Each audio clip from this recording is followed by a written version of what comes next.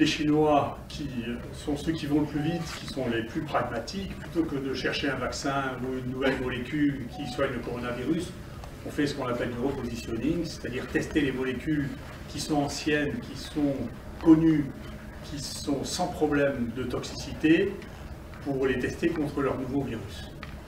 J'avais été interviewé par la télévision chinoise, on m'a demandé le conseil que je donnais aux Chinois et ce que j'attendais des Chinois, que je considère comme les meilleures équipes de virologie au monde. Je leur ai dit, j'espère que très vite, les Chinois nous donneront les résultats d'une première étude sur l'efficacité de la chloroquine sur les coronavirus, et ça vient de sortir.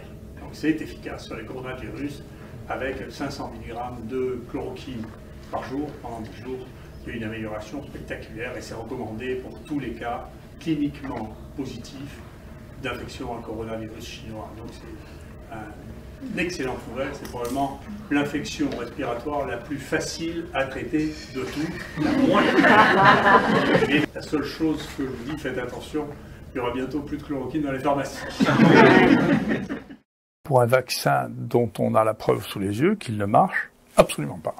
Et donc ça c'est extrêmement intéressant, puisque il n'y a aucun intérêt démontré, aucun à vacciner une population qui n'est pas à risque, puisque l'épidémie flambe de plus en plus au fur et à mesure qu'on fait des vaccins, et plus on fait de vaccins, plus il y en a. Donc on est dans une situation qui est compliquée. Vous êtes sorti de la science et vous y croyez quoi qu'il arrive. Et donc vous commencez à avoir des comportements religieux. Quand on est sorti du monde scientifique pour rentrer dans le monde de la conviction non scientifique, on peut faire n'importe quoi.